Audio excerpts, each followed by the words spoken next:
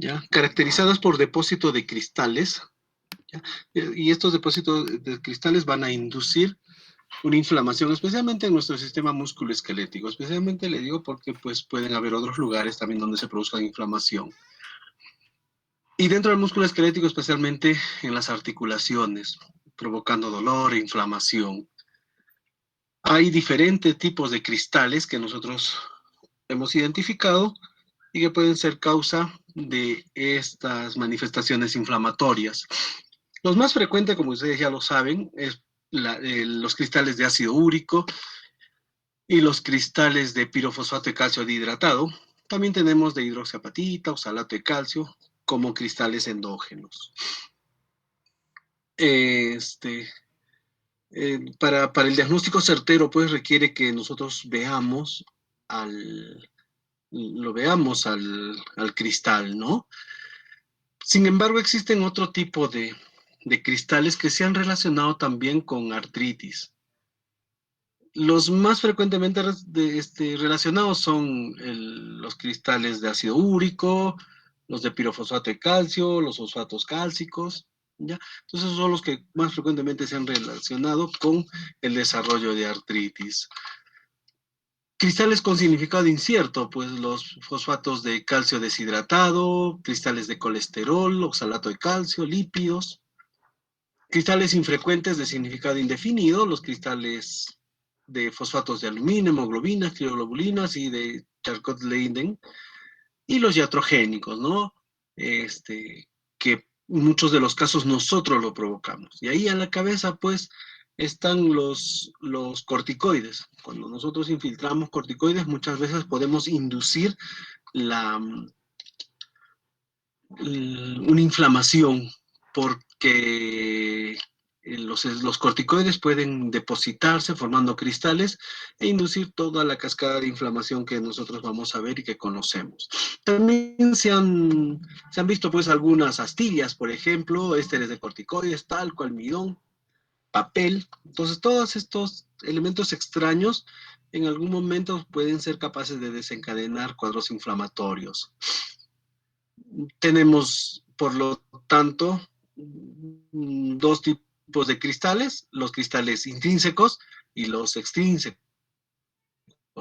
Los intrínsecos, ya hemos dicho, el ácido úrico, el CPPD, los fosfatos de calcio, ahí tenemos el fosfato básico que es la hidroxiapatita, el fosfato octacálcico, fosfato dicálcico hidratado, fosfatos de calcio, magnesio.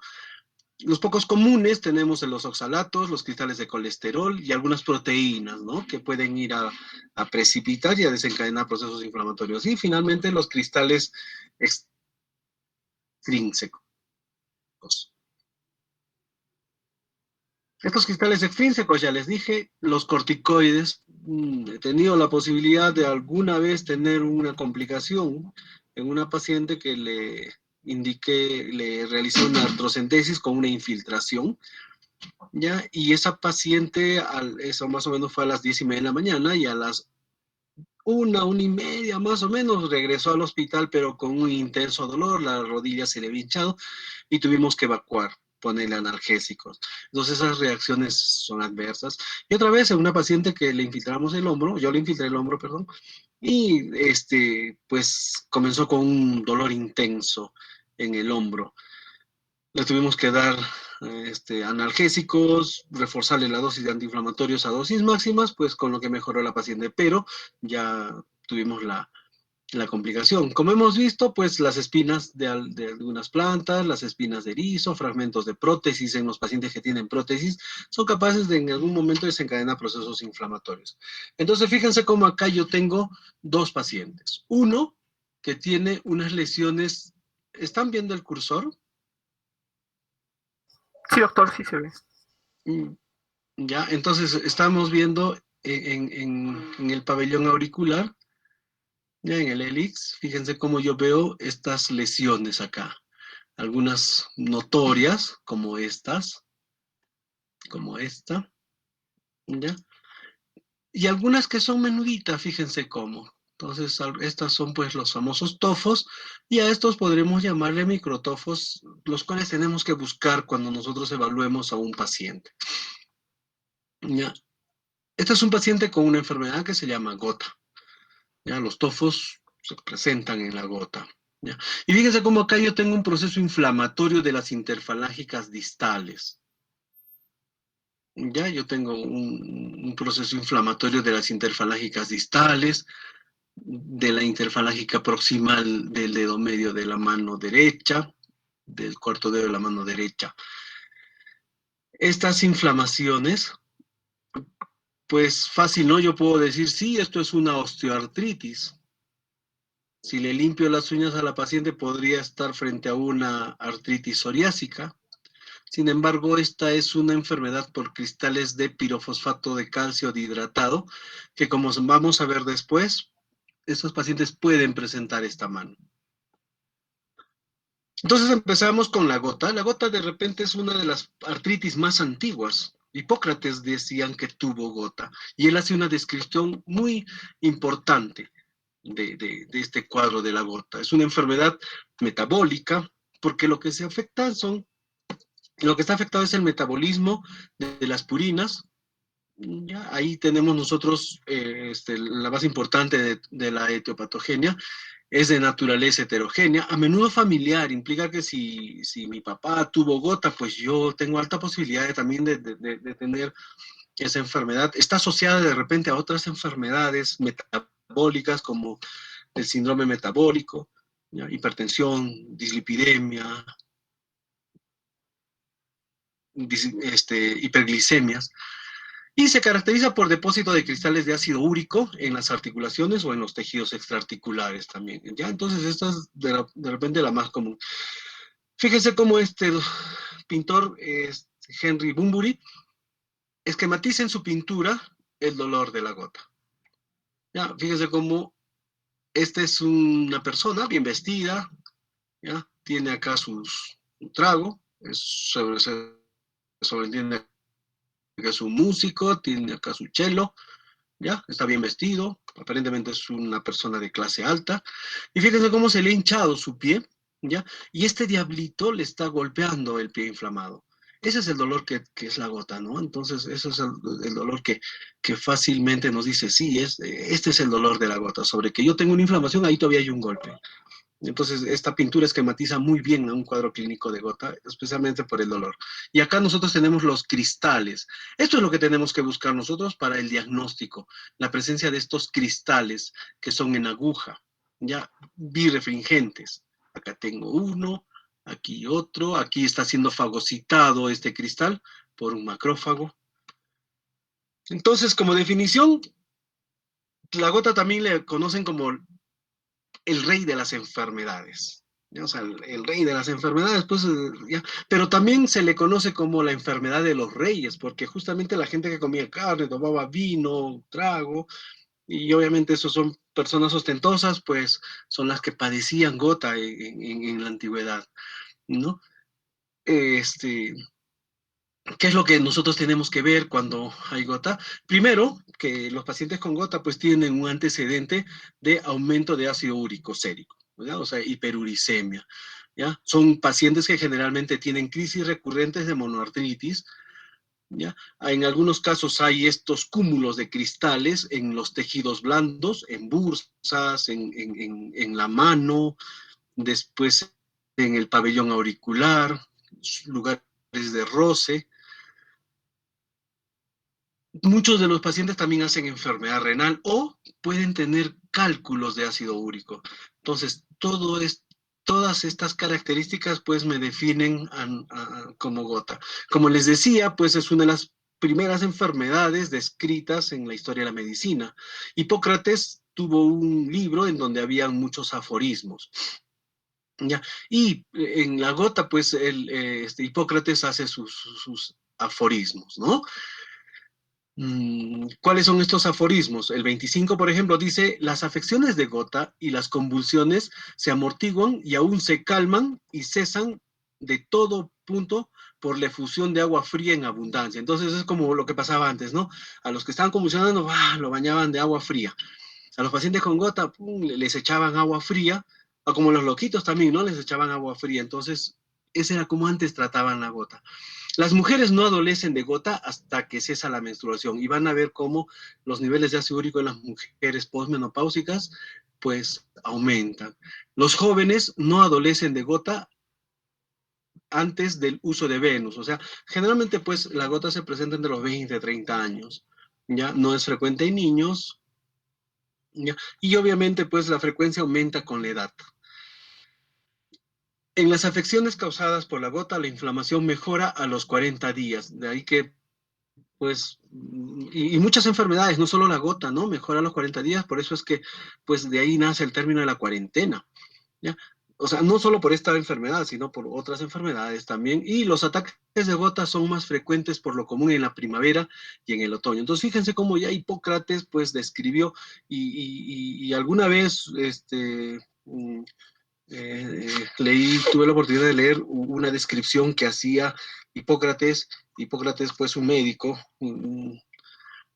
imagínese 2000 años, 2500 años antes de Cristo, y él hace una descripción interesante de la gota porque él parece que la padeció y él decía, ¿no? Me acosté bien, he amanecido mal y a su sirvienta le decía que no abra la ventana porque el aire del medio ambiente le hace doler más la articulación. La palabra gota deriva del latín guta. Entonces, ¿qué pasaba? Antes pensaban pues de que nosotros éramos puro humor, ¿no? Humores, y uno de ellos pues es el que goteaba en la articulación, por eso es que se le llama gota. ¿Ya? Hay otro término también que es interesante que lo sepan, es el de podagra. Para nosotros y en gota, podagra es la inflamación de la primera articulación metatarso-falángica ¿ya? Entonces, cuando nosotros tenemos inflamación de la primera metatarso-falángica, pues le llamamos podagra. Viene del griego podos, ya pie, y agreos, ¿no? Agarrar, atacar. Por lo tanto, también podemos nosotros decir gonagra, un ataque, una afección en la rodilla, coxagra, un ataque, una afección en la cadera. Ya pues Celso también la ha descrito a la gota, la clasificó como gota y la diferenció pues del reumatismo. Galeno también hace la descripción de los tofos. Séneca fue el primero en observar que la gota puede afectar a las mujeres, especialmente en la posmenopausia. Ya, entonces así, fíjense cómo muchos, hasta el inglés Sydenham, han escuchado ustedes hablar de Tomás Sydenham, hay muchos epónimos con ese apellido, pues también hace una, una, una descripción, ¿ya? Sobre la gota y las hidropesias. Entonces, de historia en la gota, pues tienen harto, ¿no? Fíjense cómo acá tenemos otra imagen. Ya, ya no es de Bunbury, sino aunque sí, también es de Bunbury, fíjense cómo otra réplica, ¿no? De su pintura. Algo que tenemos que tener en cuenta es el espectro clínico, ¿ya? Que nosotros tenemos que considerar como parte de la clínica en un paciente con gota. Primero, una hiperuricemia crónica, ¿ya? Generalmente asintomática. Depósitos de urato asintomáticos también, ¿ya? La artritis gotosa aguda o el ataque agudo de gota.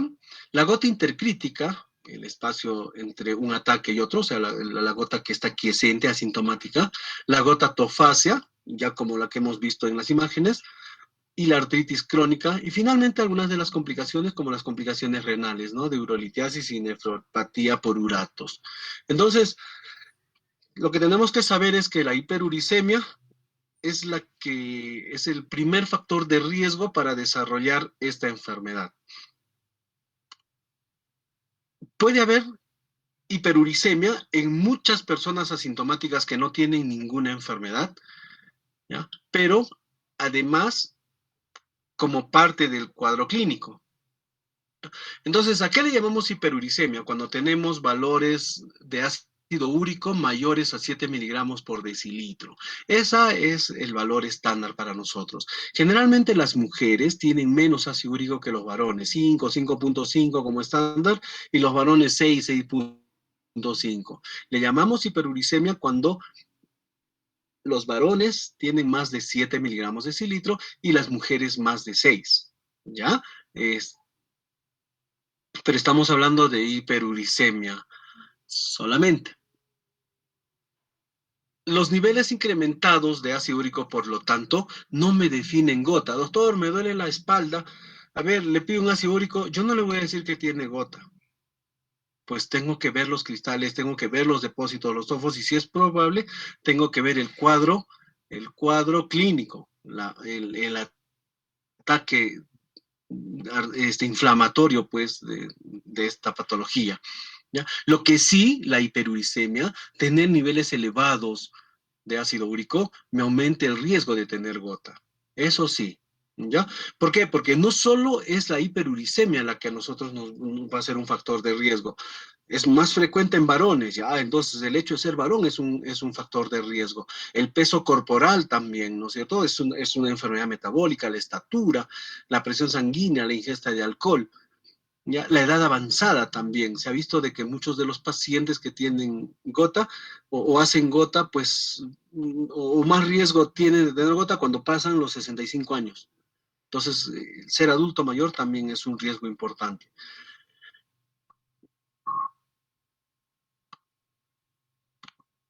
Esto les explico después. ¿Ya? Entonces, ¿tenemos nosotros algunas causas de hiperuricemia?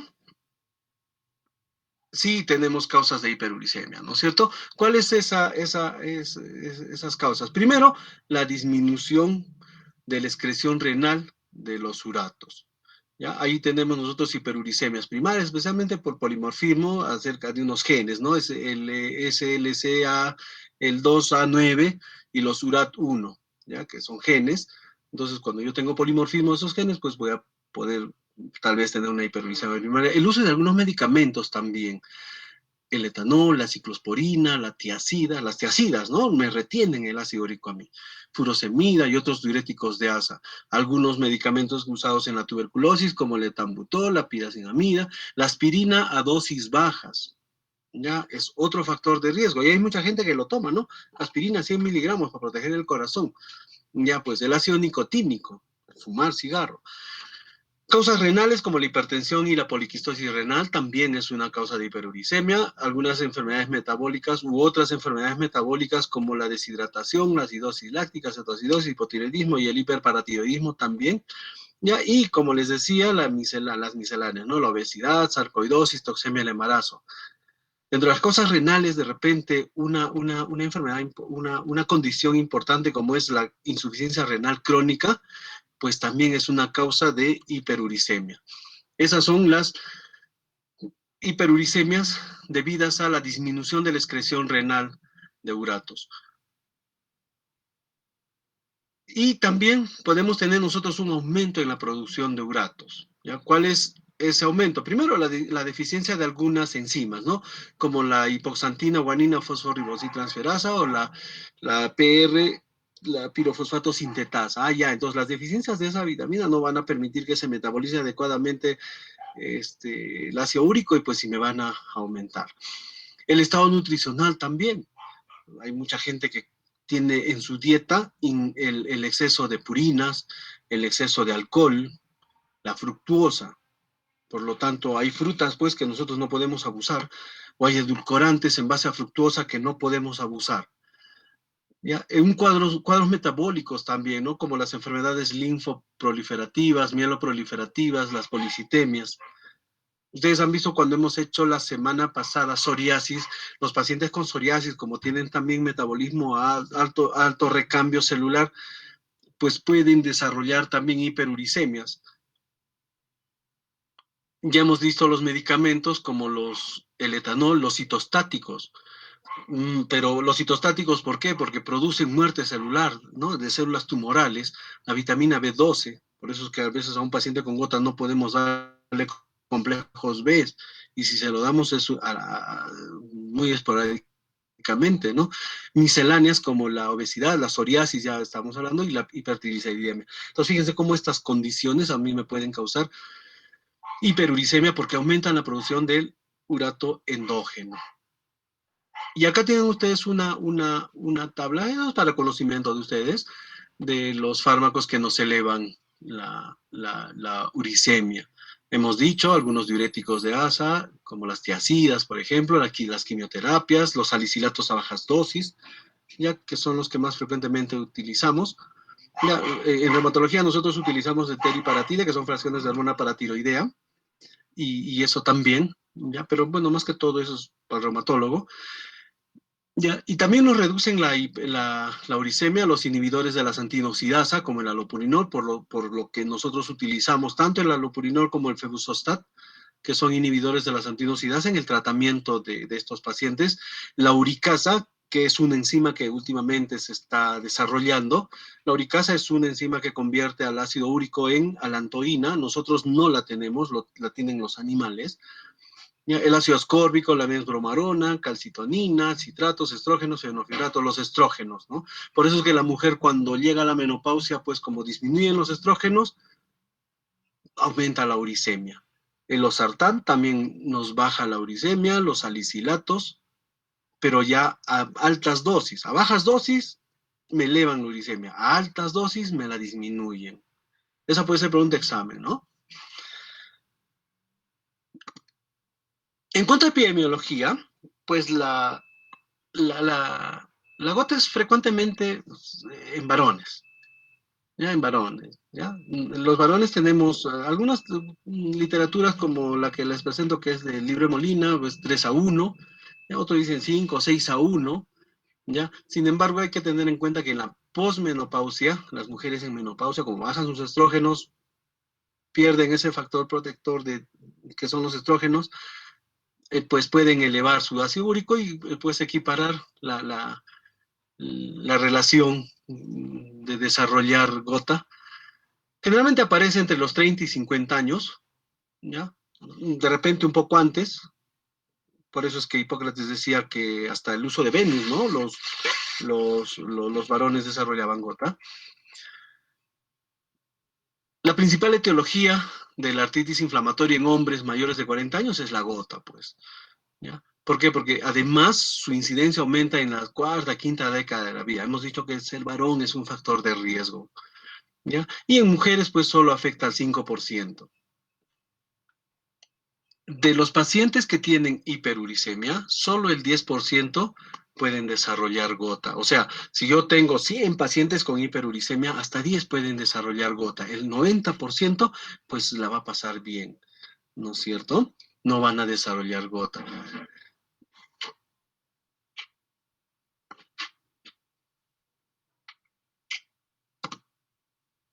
Entonces, lo que tenemos que tener en cuenta además que existe una historia familiar, y esa historia familiar generalmente se da por la mutación de un gen, pues, ¿no? Del DURAT1, y que este gen es el responsable de la absorción de ácido úrico, ¿ya? A nivel renal. Dicen que de 9 a 10 hiperuricémicos que tengan 9 miligramos de cilitro, por ejemplo, desarrollaron gota al cabo de 14 años de seguimiento. Entonces, fíjense, ¿no? Fíjense cómo el hecho de tener hiperuricemia, pues no es una condición de que yo pueda tener gota. Hay que hacerle un seguimiento, de repente hay que hacerle un manejo, dieta, ejercicios, alimentos, ya no condenarlo a un paciente a tomar medicamentos que no debe por la sospecha del ácido úrico, porque ácido úrico no es igual a gota, ya hemos dicho. Y en muchos de los pacientes, pues, pueden haber complicaciones después de algunos tratamientos, como los trasplantes, por ejemplo, renal, cardíaco, en donde la tasa de hiperuricemia puede llegar hasta el 80% y de estos pacientes, pues, hasta el 2-3% a hacer gota. Entonces, los factores de riesgo para desarrollar gota, ya hemos dicho, se los vuelvo a repetir, es los niveles de ácido úrico, ¿no? O sea, la hiperuricemia. Fíjense cómo niveles de ácido úrico mayor a 7 miligramos de cilitro, pues tienen una incidencia anual de 0.1%. Cuando estos niveles suben, la incidencia también aumenta, ¿ya? Y cuando es mayor de 9, la incidencia puede llegar hasta el 22%. El uso de medicamentos también, ya hemos hablado sobre los medicamentos. A ver, de todos los medicamentos, que nosotros usamos y que los van a usar seguramente, el ácido acetilsalicílico a bajas dosis, ya, las tiazidas, el ketoconazol, después el etambutol, levodopa, y la piracinamida, que son medicamentos que seguramente ustedes los van a usar, por lo tanto, siempre tienen que estar atentos y de repente en algunos casos dosar. Lo que haga oncología, pues con mucha más razón. Otros factores de riesgo son la ingesta de alcohol, la hipertensión arterial, otras enfermedades metabólicas, ¿no? Como las dislipidemias, la diabetes mellitus, la obesidad, la edad también. Un factor de riesgo son los adultos, ya mayores de 40 años, el sexo masculino, la dieta rica en purinas, ¿no? O sea, carnes, productos marinos, y cuando hablamos de productos marinos hablamos tanto de mariscos como de pescados. Antes ya no, carne blanca, comes pescado y el paciente a veces estaba mal. Las habas, los guisantes, lentejas, que también pueden volverse en algunos casos factores de riesgo, pero más que para desarrollar gota, para desencadenar nuevos ataques de gota. Algunos tipos de cánceres o tratamiento con el cáncer también, ya las quimioterapias son causa importante de hiperuricemia y gota. La hipercolesterolemia y la enfermedad renal, pues especialmente la insuficiencia renal crónica, ¿no? En relación a la gota, nosotros tenemos dos tipos de gota. Una gota primaria, en donde solo hay alteraciones en la producción del ácido úrico, ya sea por retención renal o por ingesta. Ya, y otra es secundaria muerte celular, por ejemplo, como en los cánceres, como en la psoriasis, después de las quimioterapias, en la enfermedad renal, ¿ya? Y por el uso de algunos medicamentos también. ¿Ya? Y en cuanto a la fisiopatología, pues lo importante aquí es lo siguiente. En el metabolismo de las purinas, nosotros básicamente tenemos adenosina, ¿ya? Y guanina, ¿verdad? La adenina y la guanina. ¿Ya? Estos son la santosina y la inosina, que también, ¿no? La adenosina puede volverse en inosina, ¿ya? O el adenosilato puede volverse en inosilato, por ejemplo, pero al final la adenosina se vuelve en inosina y la inosina puede metabolizar a hipoxantina por acción de algunas catalasas, puede ser catabolizada, ¿no es cierto? Por algunas catalatas. Lo propio, la guanosina. La guanosina, pues es catalizada hacia guanina, ¿ya? Y la guanina y la hipoxantina por acción de unas oxidasas, como la santina oxidasa en el caso de la hipoxantina, o la guanina de aminasa, pues metaboliza a santina. Esta misma santina oxidasa ya va a metabolizar la santina en ácido úrico, ¿ya? Y este ácido úrico es el que se acumula en nuestra sangre, circula, se deposita en los tejidos y va a producir el proceso inflamatorio. Entonces, ¿cuál es la intervención que nosotros hacemos, por ejemplo, de inhibir a esta enzima, la santina oxidasa, de tal manera que la hipoxantina no se vuelva en santina y la santina, pues, no genera mucho ácido úrico, ¿ya? Para eso tenemos el allopurinol y el febuxostat. Sin embargo, se está desarrollando esta enzima uricasa, ya que la uricasa sí las tienen otras especies, excepto el hombre, ¿ya? Y que metaboliza el ácido úrico en alantoína. Nosotros tenemos dos tipos de purinas, ¿no? Las purinas endógenas, ya hemos visto, y las exógenas. Las endógenas nos aportan el 70% del urato sérico, ¿ya? Mientras que las exógenas solamente el 30%. Por lo tanto, para nosotros de repente lo más importante es el tratamiento con inhibidores de la santina oxidasa. Ya, la dieta, como vamos a ver después, pues de repente me ayuda y de repente no. Ya, por estos porcentajes es que muchas veces la restricción de la dieta y esas cosas, pues no nos ayuda mucho. Dicen que si yo a un paciente que tiene hiperuricemia, ejemplo, 9, miligramos de cilitro. Le doy una dieta estricta, lo vuelvo vegano al paciente y le quito guisantes, le quito lentejas, le quito todo eso, pues voy a lograr bajar ese ácido úrico solo hasta 1 miligramo. Va a seguir teniendo hiperuricemia. Por lo tanto, para nosotros lo más importante de repente es el uso de estos inhibidores, ¿ya? Entonces, ese urato, a la vez, el 70% del urato es eliminado por el riñón, ¿ya? Y el 30% a través de una excreción extrarrenal, en donde la excreción intestinal es más importante, pues, ¿no? El 28%, después viene la bilis 2%. ¿Qué es lo que pasa en el riñón? En lo que pasa en el riñón es que va a haber un filtrado glomerular, este filtrado glomerular va a reabsorberse y puede regresar al riñón, ¿ya? Pero también a través del riñón hay una secreción tubular, en los túbulos puede haber una reabsorción, ¿ya? Y regresar al riñón, regresar a la circulación, pero el excedente del filtrado glomerular y la secreción tubular va a ser la cantidad de ácido úrico que nosotros eliminemos en la orina, ¿ya? Siempre les pregunto eso, ¿qué le daría yo a un paciente si veo que está eliminando más ácido úrico? Si está eliminando más, ¿no? Normalmente eliminamos 700, 800, hasta 1000. Pero ¿qué pasa si yo le estoy eliminando 1200, 1500? Ese riñón se puede taponar, se puede inflamar, le puede afectar. Por lo tanto, yo tengo que utilizar algo para que me frenen esa eliminación, y ahí utilizamos las tiazidas. ¿De acuerdo? Ya. Entonces, nuestro ácido úrico pues se encuentra ionizado en nuestro espacio extracelular, ¿no es cierto? Este, ya. Pero ¿qué es lo que pasa?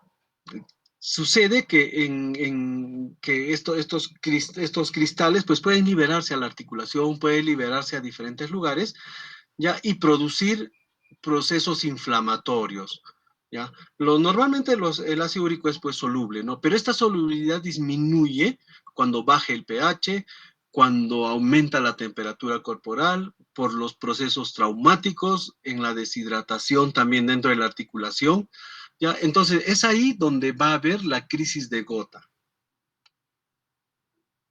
Pero no solo es eso. Fíjese cómo hay otros desencadenantes de la crisis de gota. Por ejemplo, una cetosis perioperatoria, inicio de terapia diurética, recaídas de la psoriasis, el inicio o suspensión del halopurinol.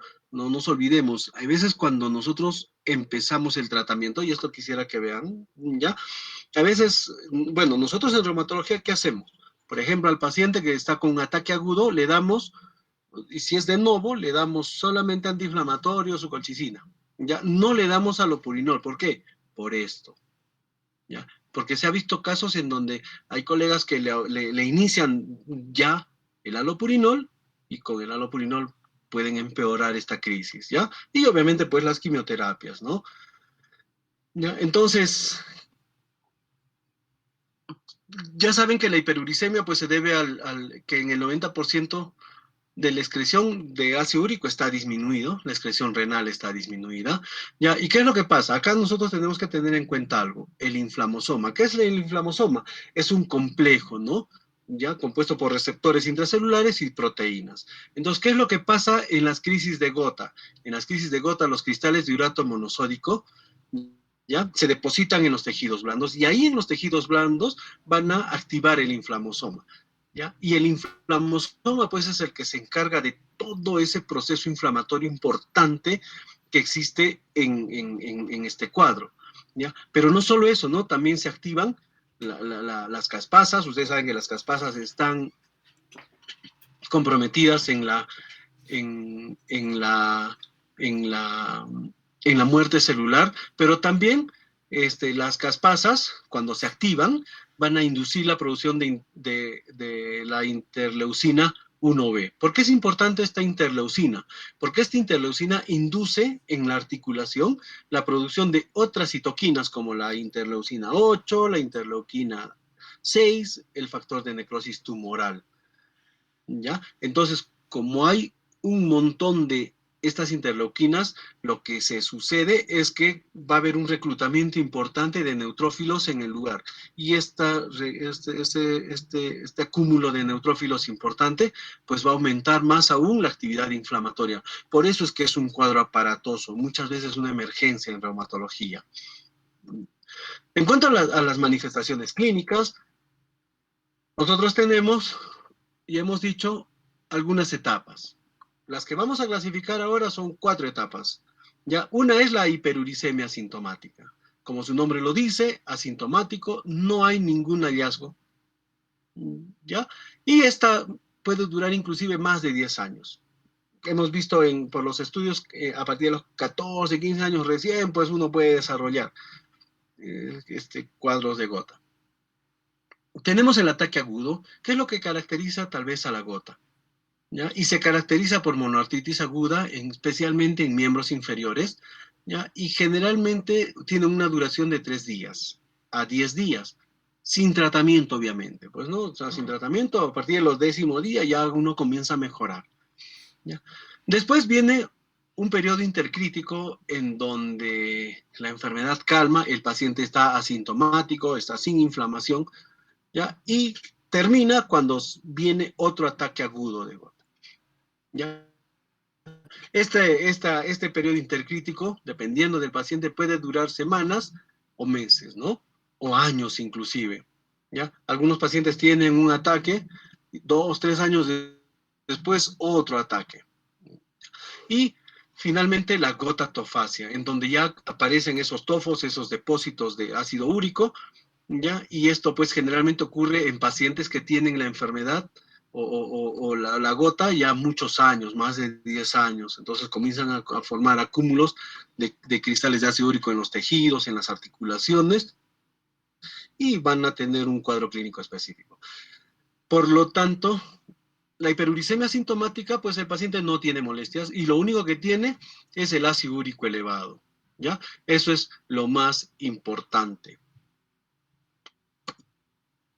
En cuanto a la crisis de gota, pues generalmente es monoarticular, predominio de miembros inferiores, ¿ya? Especialmente en la primera crisis. Aquí nosotros vemos pues la tetrada de Celso, ¿cómo es? Calor, rubor, tumor, dolor, impotencia funcional. Entonces, y esto es súbito, ya lo describía Hipócrates, me acuesto en la noche sano y me despierto con un dolor terrible. ¿Ya? Y lo más frecuente es la podagra. ¿Qué es la podagra? Es la inflamación de la primera metatarso-falángica. ¿Ya?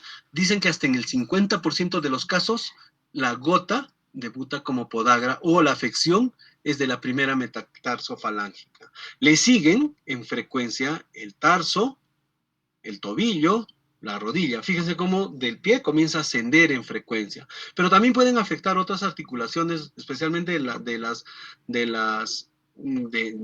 los miembros superiores, ¿no? Como codos, muñecas. ¿Ya? En muchos casos puede ser oligoarticular.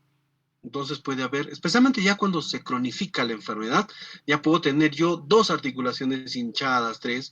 Más raro que sea poliarticular, especialmente en mujeres.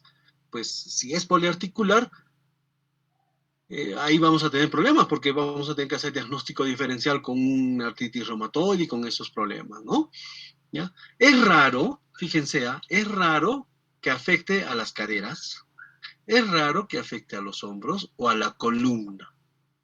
Ya es bien raro.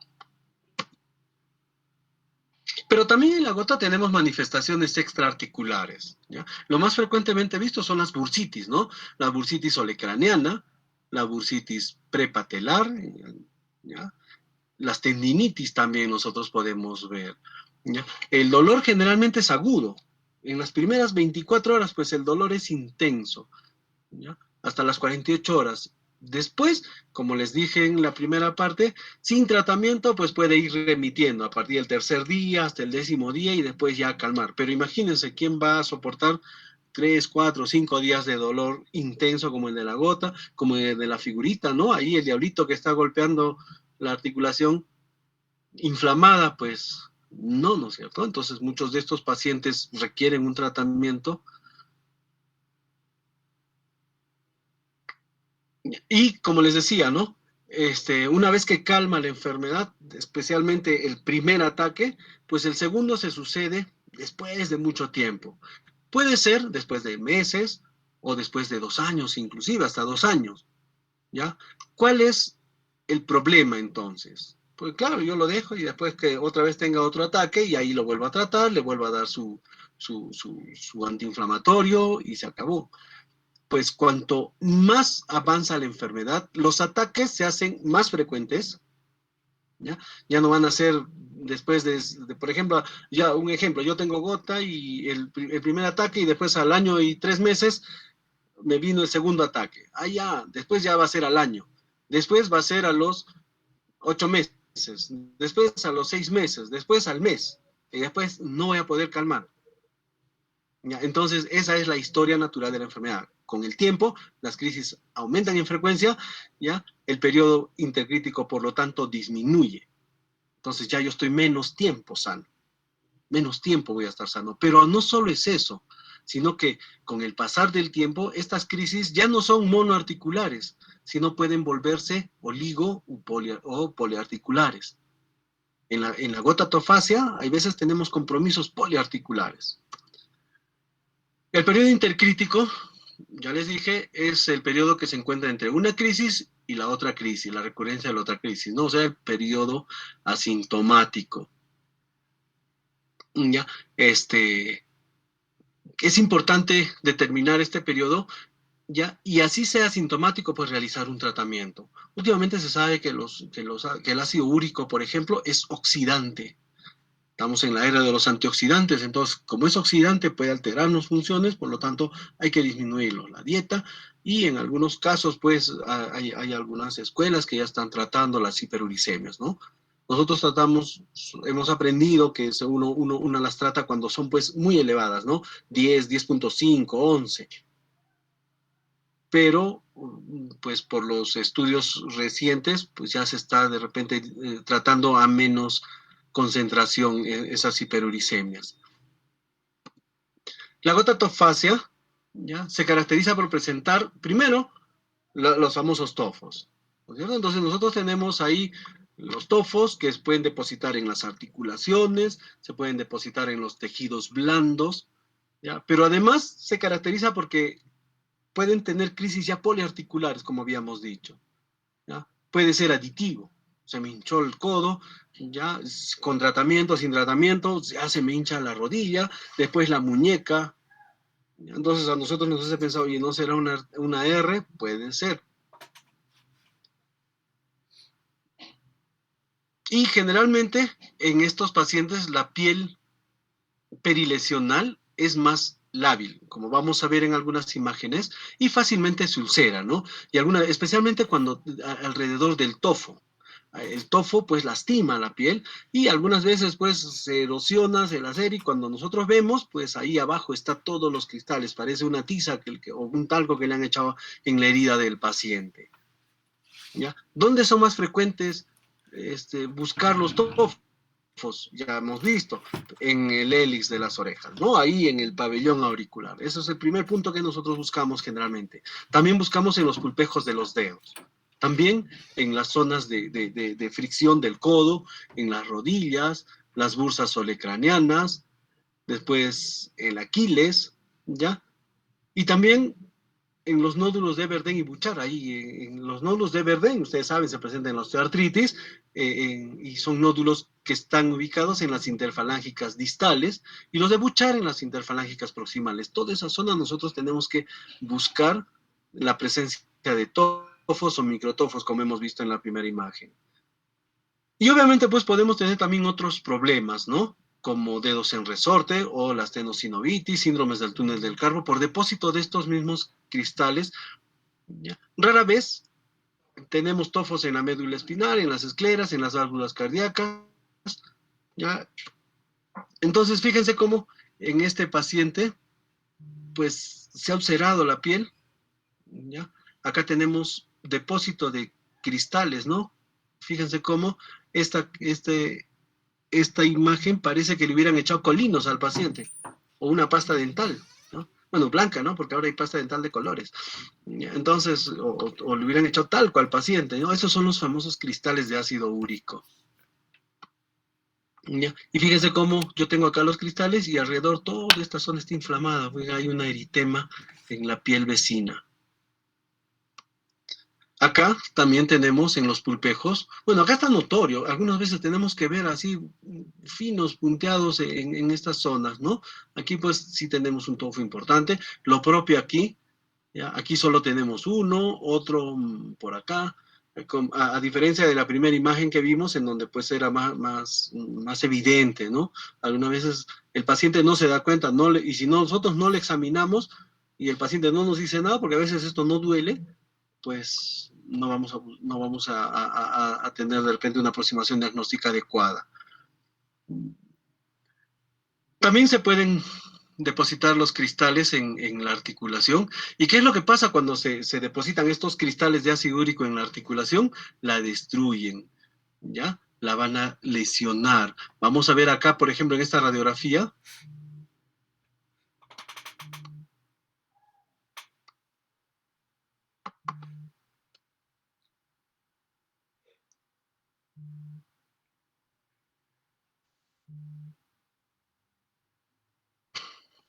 En esta radiografía, fíjense cómo los cristales han erosionado, pero además en defensa, como tratando de englobar el, el, el tofo, pues el hueso ha alterado su crecimiento y está haciendo unos osteofitos. Ya fíjense cómo parece que eso está una neoplasia, ¿no? Fíjense cómo mira estas imágenes aquí, líticas, ya, donde he quedado desprovistas de hueso. He tenido la oportunidad de ver un paciente en los pies, ¿no? Prácticamente no tenía dedos el paciente, o sea, una irregularidad importante en los dedos del paciente. Y esto es a causa de los tofos, ¿no? Esta imagen acá media redondeada, blanquecina, pues eso es el tofo, ¿ya? Y obviamente, pues esta articulación está lesionada, inestable, dañada. Imagínense que eso le pase a la rodilla, pues, pobre paciente. Pero también tenemos manifestaciones extraarticulares y de repente los problemas renales son lo más frecuentemente vistos, ¿no? Podemos tener proteinuria e isostenuria, hipertensión y proteinuria hasta en el 25% de los pacientes. Podemos tener pacientes que desarrollen litiasis renal, nefroesclerosis, ¿ya? Y pues esto puede llevarlos a los pacientes inclusive a tener grados de insuficiencia renal crónica, ¿ya? En muchos de los pacientes, hasta en el 40% de los pacientes, pueden estos tener albuminuria, generalmente leve, ¿ya? Intermitente, ¿ya? Y en el compromiso renal por cristales de ácido úrico se han reconocido 3 patologías, ¿ya? 3 presentaciones. Uno es la nefropatía por uratos. Entonces, ¿qué es la nefropatía por uratos? La nefropatía por uratos es aquella nefropatía que se presenta por el depósito de los cristales de ácido úrico en el tejido renal, así como un tofo, ya se depositan los tofos en el tejido renal, ya en el intersticio de la médula o en las pirámides renales, ya, y alrededor puede haber pues signos inflamatorios, ya, o de repente células gigantes como un granuloma. Entonces, esto es lo característico de un riñón gotoso. Entonces, eso es nefropatía por uratos, en algún momento inflamarlo también, ¿no? La otra presentación es la nefropatía por ácido úrico. ¿Y nosotros a qué le decimos nefropatía por ácido úrico? Le decimos nefropatía por ácido úrico a aquellas cantidades importantes que llegan al riñón y lo pueden lesionar. ¿En qué caso se ven esto? Pues, estas nefropatías por ácido úrico se ven especialmente cuando nosotros hacemos quimioterapias. Por eso es que previo a una quimioterapia, el oncólogo le da a su paciente alopurinol, le da alopurinol, ¿ya? Para evitar esta nefropatía por ácido úrico, ¿ya? Y finalmente, lo que frecuentemente vemos también, y lo que todos conocemos, es la presencia de nefrolitiasis, ¿no? Muchos pacientes pueden formar cálculos de ácido úrico Ya, y estos a la larga pues ser eliminados por la orina o producir alguna nefropatía por ahí, pues por estos cristales de ácido úrico, ¿ya? O un riñón, producir éstasis de la orina y causar daño pues hacia proximal. Para el diagnóstico, este, estas son unas recomendaciones que las he sacado de la guía de práctica clínica. Se las voy a dar a conocer. Si desean, las estudian, las aprenden, y si no, no se preocupen, no las pienso tomar en cuenta tampoco en el examen. Ya esto es más que para especialista, pero igual para que las conozcan, ¿ya? Entonces, la primera recomendación, ya, y el gol estándar del diagnóstico es la identificación de los cristales de urato monosódico en la sinovia o en ese material tofáceo que nosotros tenemos, ¿no? Reventar un tofo, sacar el material y observarlos a la luz polarizada. De repente no lo hacemos, ya por la dificultad, porque no tenemos microscopio de luz polarizada, por todas esas cosas.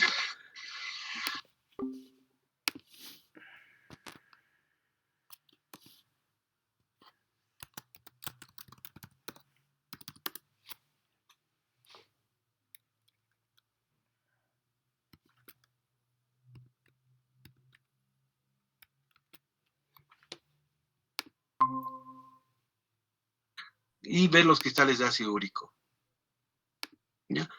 Ahora, la presencia de cristales de urato monosódico, o sea, de ácido úrico, no descarta la presencia de infección. Van a ver que el diagnóstico por por este cuadro parece una celulitis, ¿no? Y si fuera una articulación, y no tengo foto. Les hago una foto ya de una podagra. Ahí está, como este caso. ¿Quién me dice a mí que acá no hay una infección? ¿Quién me dice que no es una artritis séptica esto? ¿O es una celulitis? Fácil, ¿no es cierto? Entonces, si yo, ¿por qué? Porque yo puedo tener concomitancias, ¿no? De todas maneras, una articulación afectada por un cristal, pues es susceptible de infectarse, ¿ya? Por lo tanto, no me descarta, no me descarta una infección, ¿no? Igual tenemos que hacer un estudio y el seguimiento de una infección. El cuadro clínico y los niveles de ácido úrico ni excluyen ni confirman el diagnóstico de gota. Resulta de que hay en Europa, el EULAR sacó hace mucho tiempo unas recomendaciones, ¿ya? Y también habían casos de gota, pacientes que no tenían hiperuricemia, por un caso, ¿ya? Ácido úrico normal, pero igual hacían gota. Hemos visto que esta es una condición inflamatoria, inclusive inmunológica, ¿no? Porque su sistema inmunológico responde diferente, porque de repente yo puedo tener cristales de ácido úrico que se depositan en mi articulación y yo no hago ese cuadro como hacen pues los pacientes con gota, ¿ya? Mi sistema inmunológico no responde de esa manera. Entonces, como les decía, lo importante es pues identificar los cristales de ácido úrico, ¿ya? Hacer una artrocentesis, aspiración de líquido sinovial y observarlos, ¿no? Las características ya las hemos dicho, son birrefringentes negativos, parecen agujas, ¿ya? Brillantes. El líquido sinovial de un paciente que tiene gota, ¿qué va a tener? Va a ser un líquido inflamatorio tipo 2, o sea, leucocitos de 2.000 a 50.000 o 100.000 células, ya a predominio de polimorfonucleares, ya, pero este predominio va a ser pues 50, 60, menos del 75%. Ya.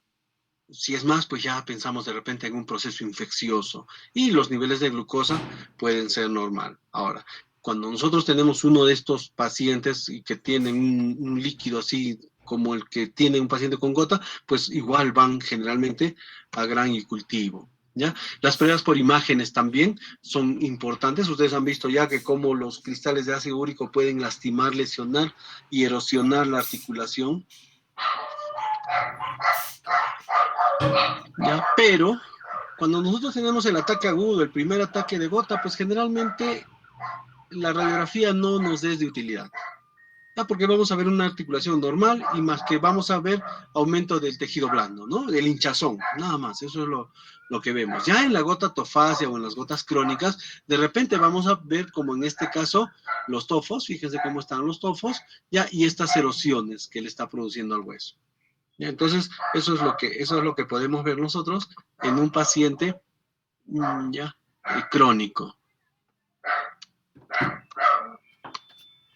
En cuanto al diagnóstico diferencial, grábense bien esto, ¿ya? El diagnóstico diferencial de un cuadro de gota es la artritis séptica, infecciosa, piógena, lo más importante, ¿no? Otro diagnóstico diferencial importante es la pseudogota. Van a ver que ahorita vamos a hablar de pseudogota. Una fiebre reumática también, ¿no es cierto? Con compromiso articular, pero especialmente la fiebre reumática en un niño. Artritis reumatoide, pero el inicio de una artritis reumatoide. ¿Ya? En muchos de los casos la artritis reumatoide no me pone la piel como de una gota, pero bueno, entra como diagnóstico diferencial. ¿Ya? Y el reumatismo palindrómico, ¿no? Que es una especie de variedad de artritis reumatoide en donde hay una hinchazón migratoria, ¿ya? Y después resuelven esas hinchazones y el paciente queda bien. No queda ya. Entonces, artritis reumatoide, pero acá lo que le faltaría es el inicio de la enfermedad, porque esto es un cuadro agudo, esto es una monoartritis aguda. Finalmente, en el tratamiento, pues para el manejo, nosotros tenemos algunos objetivos terapéuticos. ¿Ya? ¿Cuáles son esos objetivos? Primero, calmar el dolor y finalizar la crisis sea como sea, porque por eso está viniendo el paciente. Ya, eso es lo más importante. Y para eso nosotros vamos a ver que utilizamos antiinflamatorios, básicamente. Luego es prevenir las recurrencias de la artritis gotosa. Para prevenir las recurrencias también vamos a utilizar algunos medicamentos, ya de manera crónica inclusive. ¿Ya? Prevenir o revertir las complicaciones debidas al depósito de cristales ya de ácido úrico, como en las articulaciones, por ejemplo, prevenir esas erosiones, ¿ya? Y prevenir el compromiso renal, pues, la nefropatía urática, o la nefropatía por cristales de ácido úrico, o la nefrolitiasis, pues, ¿no? Eso es lo que tenemos que prevenir, ¿ya? Y también prevenir o revertir manifestaciones asociadas de la enfermedad con efectos nocivos, por ejemplo, obesidad, hipertrigliceridemia, hipertensión, diabetes. ¿Por qué? Porque estos pacientes forman parte de ese gran complejo patológico que es el síndrome metabólico. En cuanto a las medidas, por lo tanto, ya en el manejo propiamente del paciente, pues tenemos medidas no farmacológicas, ¿no? ¿Cuáles son las medidas no farmacológicas? Primero, evitar la ingesta de alcohol. Entonces, un paciente que no debe tomar, oye, pero a mí me gusta el whisky, dicen que el whisky no hace nada. No, el alcohol hace daño. Ustedes han visto que el alcohol puede desencadenar crisis, puede desencadenar ataques. ¿Ya? El control de la presión arterial, el control de la dislipidemia, ¿ya? Bajar sobrepeso. Si es que hay psoriasis o enfermedades vasculares, pues tratarlas, ¿ya? Y evitar que estén activas. ¿Ya? Dieta baja en purinas. Evitar café, carnes rojas, en lo máximo que se pueda con el paciente. ¿Ya? Evitar pescados. ¿Ya? Mejorar la ingesta hídrica. Dicen que estos pacientes, si toman buena cantidad de agua, 2 litros al día por lo menos, pues eso les va a ayudar a manejar mejor sus niveles de ácido úrico, ¿ya? Y lo propio, ¿no? Evaluar la medicación que están tomando estos pacientes. A ver, ¿qué está tomando? Una tiacida, ya, ¿no le puedo dar otra cosa? Sí, de repente, ya, entonces hay que darle otra cosa. ¿Ya? O de repente le estoy haciendo quimioterapia, bueno, en este caso, pues, reforzar, ¿no? O necesita tomar aspirina mi paciente a bajas dosis, sí, ya. Entonces voy a tener que tener en cuenta ese detalle y además yo reforzar mi tratamiento para disminuir los niveles de ácido úrico, ¿ya?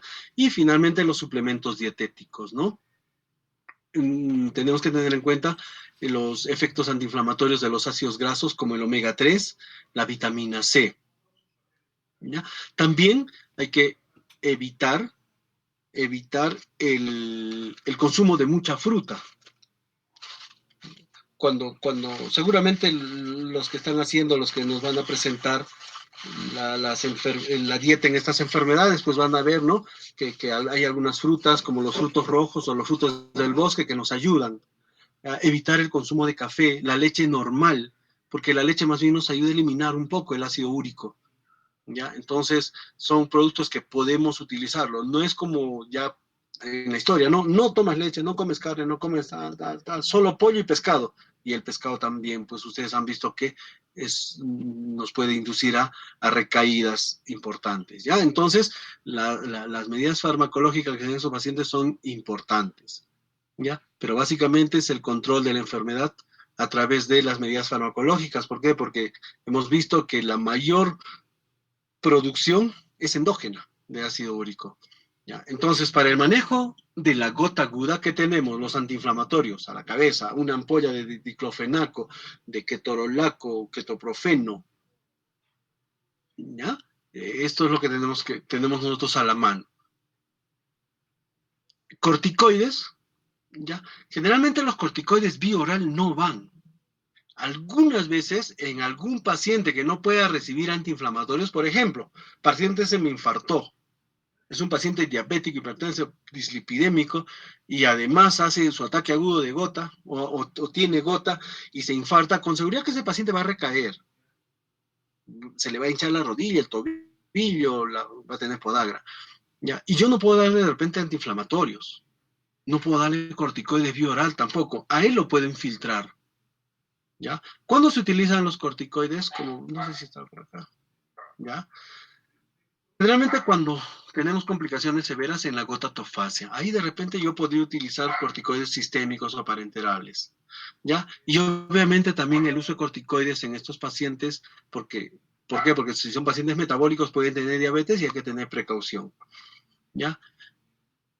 Y colchicina. Entonces, ¿yo qué hago? Por ejemplo, le doy un antiinflamatorio, ejemplo, le pongo un diclofenaco intramuscular, 75 miligramos, cada 12 horas por 2, 3 días, y después le paso a un meloxicam. ¿Ya? Y le doy también colchicina. ¿Ya?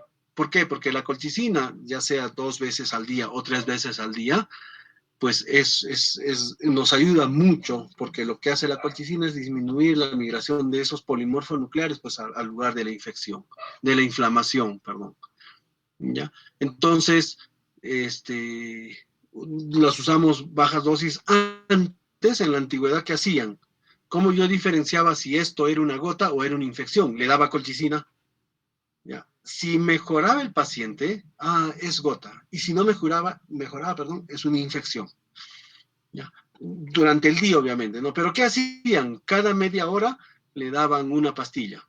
Imagínense, ¿no? Cada media hora. Para el mediodía ese paciente pues había tomado ya unas 10, 12 pastillas. ¿Ya? Y la colchicina tiene un efecto colateral gastrointestinal. Generalmente les produce diarreas, dispepsias, manifestaciones dolorosas o disconfort abdominal. Entonces pues hay que tener precaución también, ¿no? Por eso es que ahora utilizamos 2 o 3 veces al día solamente, ya no es como antes, ya, en estos pacientes. ¿Qué es lo que pasa en la gota intercrítica? El paciente calma su dolor. ¿Lo voy a abandonar en el tratamiento? No, tengo que seguirle yo con el tratamiento, ¿no? Entonces, ¿qué hago? Le hago profilaxis. ¿En qué consiste esa profilaxis? Yo le puedo dar bajas dosis de antiinflamatorios. Ejemplo, le he dado primero diclofenaco para salvar el cuadro agudo en ampollas por 3 días, después le he bajado a meloxicam, ¿ya? Y cuando ya calmó el dolor, 2 o 3 semanas después que ya está el paciente tranquilo, yo le puedo bajar el meloxicam, por ejemplo, a media tabletita al día. Que pase 1 o 2 meses y se la baja a cuarta tabletita. Estoy utilizando bajas dosis de AINES, o también puedo usar colchicina, ¿no? La colchicina le estaba dando 3, le bajo a 2 y finalmente le puedo bajar a 1 y solo me quedo con la colchicina o solo me quedo con el antiinflamatorio. ¿Ya? Y ahí es donde yo voy a poder usar además otro medicamento que no lo veo acá. ¿Ya? Entonces, 2 o 3 semanas después que el paciente ya está asintomático, miren, 3 semanas después que el paciente está asintomático, hay gente que dice más, recién yo voy a instaurarle la otra parte del tratamiento, ¿ya? Que es disminuir los niveles de ácido úrico, ¿ya? Disminuir los niveles de ácido úrico. Y para eso yo utilizo el alopurinol. ¿Ya? Para eso yo utilizo el alopurinol. ¿Cuánto le voy a dar? Generalmente le damos 100 miligramos por una semana, después le subo a 200 y después llego a una dosis óptima de 300. ¿Por qué? Porque hemos visto que el alopurinol puede producir recaídas, puede producir liberación de ácido úrico y empeorar, ¿no? Un efecto colateral del ácido úrico es producir artritis. Entonces, para evitar eso, pues yo le voy trepando poquito a poquito. ¿Ya? Ustedes han visto. ¿Ya? Y ya cuando yo tengo un paciente que tiene gota, ya cuando el paciente que tiene gota ya está establecida y por ahí está tomando alopurinol y recae, bueno, que siga tomando su alopurinol, pues no pasa nada, ¿no? Pero los pacientes de novo, sí, hay que iniciar el alopurinol mucho tiempo después, ¿ya? Existen otros productos, los úricos como el probenecil, la benzoramol, que ya casi no se utiliza, ¿ya? Yo la verdad nunca los he utilizado, sin embargo, lo que hacen estos son úricos, ¿no? O sea, aumentan la excreción renal de ácido úrico. Obviamente para darlos, pues nosotros tenemos que pedirle un dosaje de ácido úrico en orina 24 horas a estos pacientes para ver cuánto están eliminando y si esa eliminación es demasiado, frenarla, o si es plena estándar, pues no darles estos productos, ¿ya? Y finalmente hay otro que es el Febusostat, ¿no? Que también es una. El costo nomás, pues nosotros no lo utilizamos, ¿no? Solo de repente algunos seguros de salud creo que lo tiene, porque son medicamentos de alto costo. Y esperemos que pronto, pues, se desarrolle mejor la uricasa para que sea también un buen tratamiento seguramente de la enfermedad por ácido úrico, ¿ya? Ahora vamos a hablar sobre la enfermedad por cristales de calcio. Y resulta de que nosotros también tenemos otros cristales endógenos como los cristales de pirofosfato de calcio dihidratado. Y esto es lo que vamos a hablar ahora básicamente. También tenemos de fosfato básico cálcico, de fosfato octacálcico, tricálcico, oxalato de calcio, ¿ya? Pero creo que el que más nos interesa por la frecuencia y por todo es los cristales de CPPD, ¿ya? O cristales de pirofosfato calcio. Cristales pueden depositarse también en la articulación y causar un cuadro agudo, ¿ya? Que es muy similar a la gota, ¿ya? Y se llama pseudogota. Entonces, el cuadro se llama pseudogota. Estos cristales también se pueden depositar en el tejido blando, ¿ya? De repente no causan pseudogota, ¿ya? Y en muchos de los casos pueden ser solamente un hallazgo radiográfico especialmente. Por lo tanto, estos cristales, pues, son más frecuentemente vistos en las personas adultas mayores, ¿ya? En las personas adultas mayores. Fíjese cómo acá yo tengo una radiografía de una rodilla, ¿ya? Donde aparentemente la rodilla está bien. Aquí hay un cuadro de osteoartritis, hay una disminución del espacio. Fíjese cómo mi espacio es desde aquí, donde es de aquí, aquí, y acá lo tengo de aquí a aquí. ¿Ya? Entonces, pero veo una imagen en el espacio articular, una imagen lineal. Entonces, ¿yo qué pienso? Ah, es el menisco. ¿Pero por qué está blanco? Ah, se está calcificando. Esto es una condrocalcinosis y esto muchas veces lo podemos ver en pacientes, especialmente adultos mayores. Fíjese cómo tanto el menisco lateral como el menisco medial están con esa tendencia a calcificar. ¿Ya? ¿Dónde la epidemiología de las condrocalcinosis? Pues estas son más frecuentes a mayor edad. Ya casi pasando los 85 años, casi la mitad de los pacientes mayores de 85 años tienen condrocalcinosis. Es raro en menores de 50 años, por lo tanto, ¿ya? Y es más frecuente en las mujeres chinas y en hombres caucásicos. Bueno, ahí ya nosotros nos estamos salvando. ¿Ya? Y la condrocalcinosis del menisco, con la que hemos visto en la radiografía, pues es relativamente frecuente, ¿ya? En personas adultas mayores. Sin embargo, también pueden haber afectación de otras articulaciones. Entonces, es otra radiografía, esta es una radiografía comparativa de rodillas, ¿ya? En donde se ve una disminución del espacio articular. ¿Ya? Esta es una osteoartritis grado 2 a 3, pero fíjense cómo en ambos lados, de manera bilateral, yo tengo unas imágenes radiopacas aquí, lineales, ¿ya? Que pues me dan la forma del menisco y digo, ah, ya, pues están calcificando estos meniscos. Esto es un cuadro de condrocalcinosis. ¿Cuáles son los factores de riesgo, por lo tanto, para hacer enfermedad por pirofosfato de calcio dihidratado, o sea, por CPPD? La edad, cirugías articulares previas, la presencia de compromiso articular, por ejemplo, osteoartritis, trauma, gota, los pacientes que tienen gota también pueden ser pseudogota, claro, el hiperparatiroidismo, hemocromatosis, hipofosfatasia, hipomagnesemia. Fíjense cómo la edad, la osteoartritis, los traumas previos, una cirugía articular previa o la presencia de otras enfermedades metabólicas pueden ser causa de enfermedad por CPPD.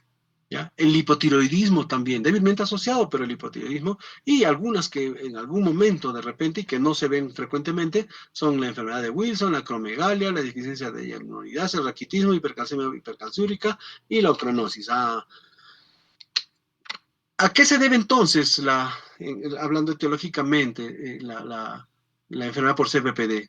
Nosotros tenemos solutos, ¿no? Solvente y soluto. ¿Ya? Cuando nosotros tenemos un exceso de soluto, estos pueden depositar y formar diferentes tipos de depósitos. Ahí nosotros hemos visto que tenemos cálculos biliares, cálculos renales, etc. ¿Ya?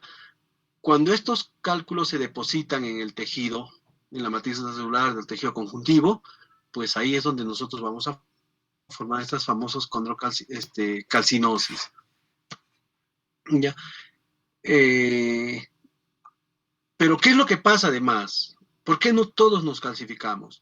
Porque nuestro cartílago tiene inhibidores que no se conocen bien, pero que inhiben la calcificación. Si no, pues todos nacemos del cartílago, nuestros huesos son cartílago, tienen sus focos de calcificación y se osifican.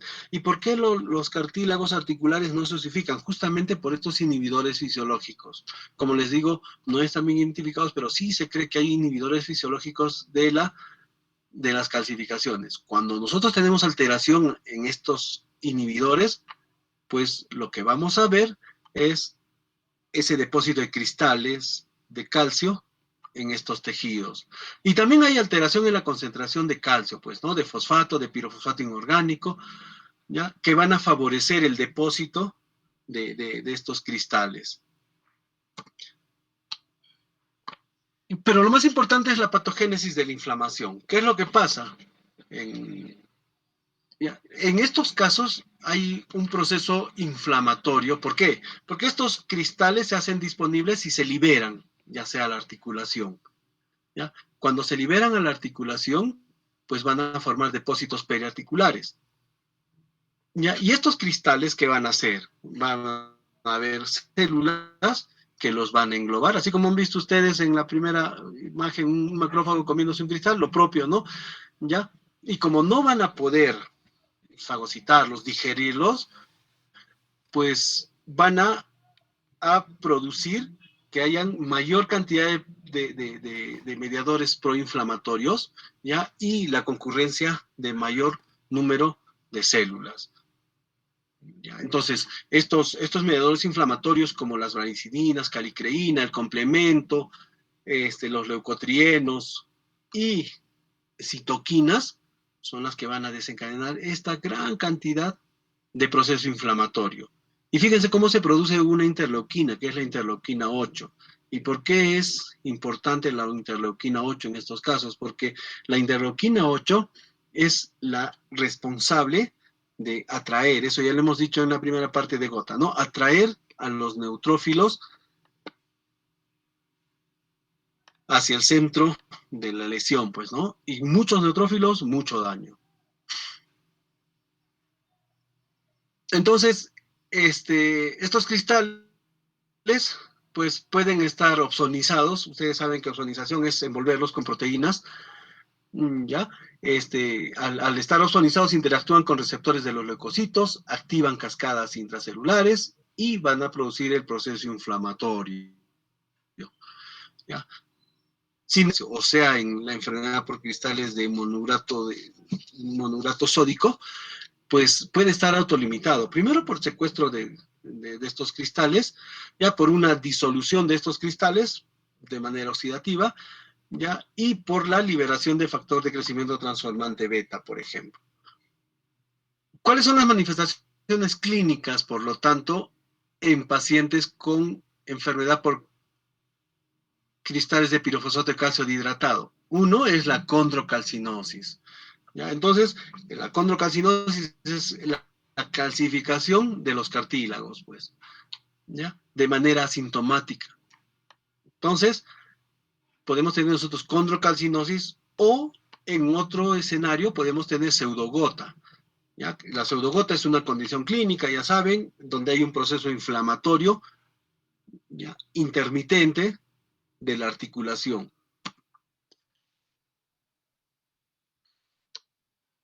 En cuanto a la artropatía por cristales de CPPD, ya también, nosotros tenemos también presentaciones clínicas. ¿Ya? ¿Cuáles son esas presentaciones clínicas de la artropatía por cristales de CPPD? Tenemos un ataque agudo tipo A, o también se llama pseudogota. Entonces, en la pseudogota, ¿qué tenemos nosotros? Primero, una monoartritis aguda similar a la que ocurre en la gota, ¿ya? Principalmente en este caso, en los cristales por CPPD, la rodilla es la más afectada, ¿ya? Porque ustedes han visto cómo se calcifican los meniscos, ¿no? Los carpos también son frecuentemente afectados y los tobillos, ¿ya? Entonces, en la artropatía por cristales de pirofosfato de calcio dihidratado, las rodillas es el mayor compromiso, a diferencia de la gota, donde es la primera metatarsofalángica. En algunos casos, en la artropatía por cristales de CPPD, puede haber compromiso de más de una articulación. Puede ser una oligoartritis o hasta una poliartritis, ¿ya? El dolor, como en la gota, puede ser severo, puede haber leucocitosis, fiebre. Entonces, ese es el ataque agudo tipo A o pseudogota. También tenemos un ataque tipo B, también se llama pseudoartritis reumatoide. ¿Y por qué se llama pseudoartritis reumatoide? Primero porque puede parecerse mucho a la artritis reumatoide, ¿no? O sea, hay rigidez matutina, hay compromiso poliarticular de manos, engrosamiento sinovial, o sea, fácilmente nos puede parecer una gota, perdón, una artritis reumatoide en un adulto mayor. Por lo tanto, cuando yo tengo poliartritis en un adulto mayor, obviamente voy a pensar en artritis reumatoide, pero no debo de pensar en esta patología también. Entonces, en un adulto mayor, el diagnóstico diferencial fácilmente puede ser una artropatía por CPPD. ¿Ya? ¿Por qué? Porque como en la gota, como en otro tipo de artropatías, pues como hay un proceso inflamatorio, fíjense cómo hay citoquinas, hay interleuquinas, pues pueden haber también elevación de los reactantes de fase aguda. Y como hemos dicho en alguna parte, existen pacientes que tienen factor reumatoide positivo, bajos títulos, pero positivo, asintomáticos, que no tienen la enfermedad, y eso es más frecuente en los adultos mayores, porque los adultos mayores tienen más posibilidad de tener autoanticuerpos, entonces se nos complica más el diagnóstico. Por lo tanto, doctores, cuando ustedes vean un paciente adulto mayor con signos inflamatorios y les parezca artritis reumatoide, dentro de su diagnóstico diferencial tiene que entrar la artropatía por cristales de CPPD. ¿Ya? Otro escenario, otro tipo de artropatía por CPPD es la pseudoartrosis. ¿Ya?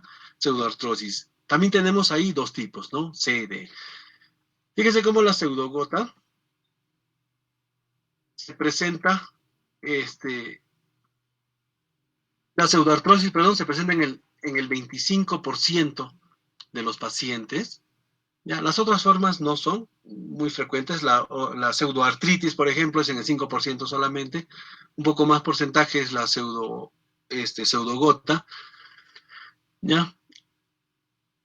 Y la pseudo-osteoartritis, pues simula mucho a la artrosis bilateral, porque suele ser simétrica, puede afectar caderas, rodillas, carpos, hombros, codos. ¿Ya? Entonces tenemos dos tipos de pseudoartrosis. Tenemos la tipo C, ¿ya?, en donde hay componente inflamatorio propiamente, ¿ya? Y tenemos la tipo D, en donde hay ya cambios deformativos inclusive. En este caso se ven calcificaciones también del cartílago, podemos tener también hiperostosis esquelética difusa idiopática relacionada también con hemocromatosis y con la hipofosfatemia, ¿ya? Entonces el famoso DISH puede fácilmente confundirnos con, o sea, puede ser una manifestación. DISH es lo que les digo, ¿no? Hiperostosis esquelética difusa idiopática, ¿ya? Finalmente tenemos la enfermedad subclínica o tipo E, y esta es la más frecuente. Cuidado que les pregunte, ¿no? En las formas de artropatía por CPPD, la forma más frecuente es 2 puntos. Síndromes clínicos, osteoartritis, pseudogota, pseudoartritis reumatoide. Subclínica, la subclínica es la más frecuente. ¿Ya? Generalmente nosotros encontramos como hallazgos, ya les decía al principio, como hallazgos radiográficos. Entonces, por ejemplo, le tomo una radiografía a un paciente de tórax y puedo ver yo esas calcificaciones en el cartílago costal. O puedo ver de repente calcificación del botón aórtico. O cuando yo les tomo radiografía de muslo o de rodillas y a veces me sacan, a veces veo calcificaciones a nivel de la arteria humeral. Se ven así, ¿no? La arteria humeral, se pinta así el trayecto de la arteria humeral. ¿Ya? En estos casos, pues si tenemos molestias, estas no son significativas, especialmente en carpos, rodillas o femoral. Y otros síndromes clínicos,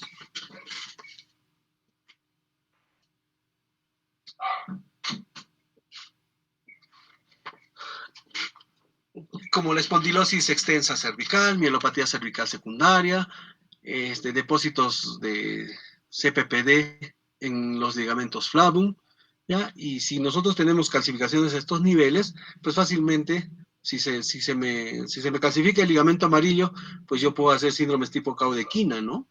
O síndromes meningios con rigidez, etc. Algo importante en los adultos mayores que tienen artropatía por cristales de calcio es que estos cristales se depositen en el túnel carpiano y puedo tener cuadros similares a un síndrome del túnel carpiano, ¿ya? Entonces fíjense cómo yo tengo, esto es una pseudogota, ¿ya? Fíjense cómo se ha hinchado el carpo, ¿ya? Esta zona está hinchada, ¿ya? Acá tengo una pseudoartrosis. Este paciente tiene proceso inflamatorio en interfalángicas distales, metacarpofalángicas, perdón, interfalángicas proximales, ¿ya? Especialmente en esta mano. Acá yo tengo un cuadro con pseudoartritis reumatoide. Estas son fotos extraídas del libro de Kenny, ¿ya? Inclusive con estos dedos que parecen en botonero, ¿no? Que parecen en botonero. Otro caso de pseudoartritis reumatoide, hay compromiso de esta articulación. Después hay compromiso de esta, de esta, de esta y de esta. Eso fácilmente simula pues una artritis reumatoide, ¿no? ¿Ya? Y acá tenemos nosotros otra rodilla con las calcificaciones. Si se dan cuenta de más rodilla, porque esto es lo que más frecuentemente vemos nosotros, ¿no? Le pedimos una radiografía al paciente por artrosis y tenemos ahí la calcificación. ¿Ya? En algunos casos, cuando la rodilla está hinchada, pues podemos echarle la culpa a esta y le ponemos, ¿no? Pseudogota, pues, pseudogota. ¿Ya? Fíjense cómo aquí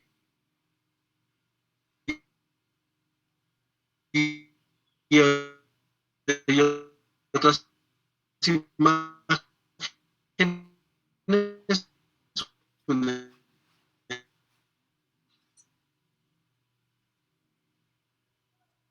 ¿ya? Es una otra clasificación. Acá la estamos viendo esa misma, pero con aplicaciones de los discos intervertebrales. Aquí, ya aquí hay focos de calcificación, lo propio aquí. Acá con mucha más facilidad se ve esos focos de calcificación, ¿ya?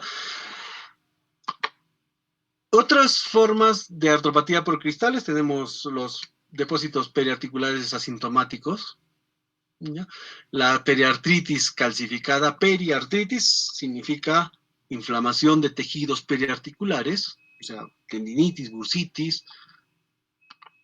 ¿ya? Esto ocurre generalmente en sujetos de 70 años y el hombro, como ustedes han visto, es de repente el lugar más afectado, pues, ¿no? Le sigue las rodillas, perdón, las caderas, rodillas, pies, carpos. En este caso, si yo le hago una artrocentesis al paciente, pues tiene un líquido inflamatorio, a veces lechoso, ¿no? Depósitos subcutáneos también, hay veces hay calcificaciones ectópicas, ustedes van a ver en dermatología calcinosis cutis, que puede ser metastásica, distrófica, idiopática, calcifilaxis, ¿ya? Y en muchos de estos depósitos subcutáneos, pues están asociados a cristales de fosfato básico de calcio, ¿ya? Artropatía por oxalato de calcio también se ha visto en estos pacientes, ¿ya? Y finalmente una artropatía destructiva, que seguramente algunos han escuchado hablar, ¿ya? Y es una artropatía asociada a cristales de hidroxiapatita o apatita, ¿ya? Estos cristales se depositan en el hombro, ¿ya? Y al depositarse en el hombro pueden causar procesos inflamatorios, inclusive procesos destructivos, ¿ya? A este síndrome se le llama síndrome del hombro de Milwaukee, ¿ya? En estos casos, pues, el dolor es importante, el curso generalmente es severo, ya puede haber afectación de partes blandas, ligamentos, manguito rotador, ya, y esto va a llevar a que el hombro pues haga, hay veces, artrosis de manera rápida, ya, como es una artropatía destructiva, en la radiografía o en la ecografía podemos ver fragmentos óseos, ya, ¿y qué es lo que vamos a encontrar? Cristales de idiosapatita en el líquido sinovial. Para el diagnóstico, pues el examen de líquido sinovial es importante, sí es importante. La clínica es importante también, pero la demostración de los cristales de CPPD son importantes, ¿ya? Los cristales de CPPD son diferentes a los cristales de ácido úrico. Los cristales de ácido úrico son como agujas, ¿no es cierto? Acá son más pequeños, más grandes, como bastones o como rombos. Son más variadas, la forma es más variada, ¿ya? Los cristales de ácido úrico son muy birefringentes, en cambio estos son levemente refringentes, ¿ya? Estos son un poquito más grandes, de 2 a 4 micrómetros, ¿ya? Y también tener, o sea, el examen de líquido sinovial es importante, sí. También podemos utilizar la radiografía, la ecografía y la resonancia, pues, para evidenciar estas calcificaciones, ¿ya? En el líquido sinovial, ¿qué vamos a encontrar? Un líquido inflamatorio, pues, ¿no? Generalmente dice que puede haber entre 15.000 y 30.000 células. Y como les decía, que hay algunas diferencias, ¿no? De los cristales de CPPD y los cristales de ácido úrico. Los cristales de CPPD son más difíciles de detectar, son más pequeños y tienen birefringencia positiva débil o no tienen birefringencia. Esa es la característica, ¿ya? Y son más polimórficos. Bueno, eso ya lo hemos dicho. El diagnóstico diferencial de la pseudogota, obviamente la gota, proceso infeccioso, traumatismo, sangrado, AR y osteoartritis, especialmente AR con la variedad pseudoartritis reumatoide y osteoartritis con la variedad osteoartritis reumatoide, ya sea inflamatoria o crónica deformante. Este es un cuadro que se los pongo para que ustedes sepan que el diagnóstico diferencial de una monoartritis es amplio. Ya, esto es en general de las monoartritis. Esto debería ir al último, ya, pero eso es para que ustedes lo conozcan. Este es un libro de reumatología de Klippel. Podemos hacer diagnóstico diferencial de las monoartritis en general, con la enfermedad por cristales, como la que estamos viendo ahora. Los procesos infecciosos que cuando nosotros vemos monoartritis aguda, pues siempre tenemos que tener a la cabeza, ya sea bacterianos, micobacterianos, fúngicos, virales, espiroquetas, etc. Hemartrosis también, ya sea en pacientes que tienen trastorno de coagulación, ¿ya? O traumatismos, o fracturas, o algunas tumoraciones también, como la sinovitis billonodular, ¿ya?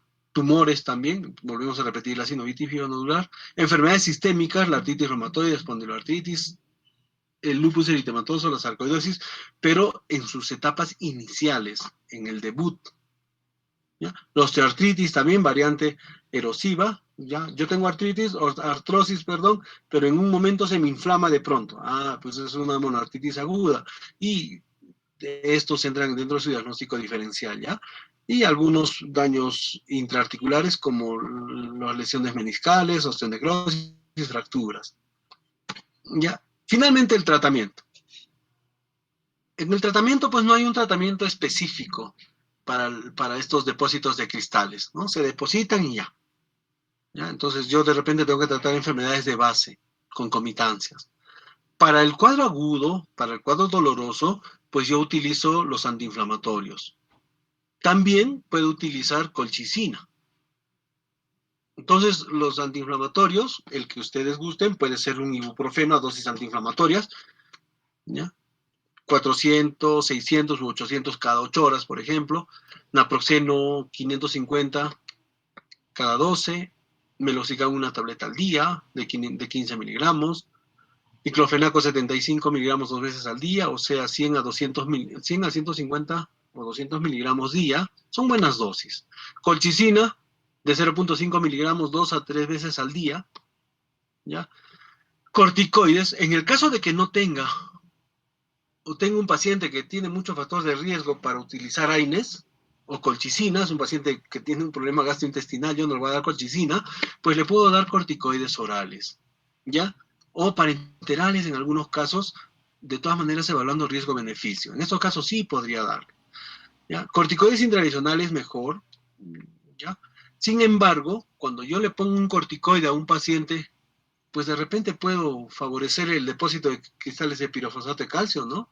Porque es un elemento extraño. ¿Ya? Y en algunos casos, como en los casos de pseudoartritis o y cuando son deformantes, pues el uso de metotrexate como en la artritis reumatoide puede ser indicado. Los antagonistas del receptor interleuquina 1 también han sido utilizados en estos casos, ¿ya?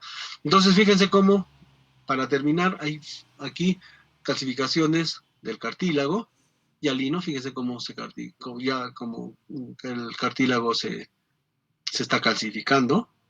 ¿Ya? Aquí también otra imagen de hombro, hay una calcificación aquí, lineal, ya fíjense como aquí, por donde está pasando el cursor, ¿ya? Y en la muñeca, ¿no? Fíjense como el cartílago triangular del carpo, ese que completa acá la articulación, que está articulando con el cúbito, pues se está calcificando, ¿no? Estas son imágenes de calcificación. Y aquí tenemos un hombro, ¿no? Con calcificación, no se nota bien, pero hay una calcificación aquí a nivel del tendón del supraespinoso. Eso es todo. ¿Alguna pregunta, alguna duda?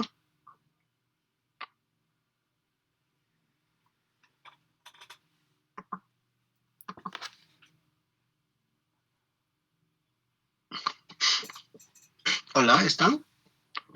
Sí, doctor, ninguna duda al parecer. ¿Ya hay alguna pregunta?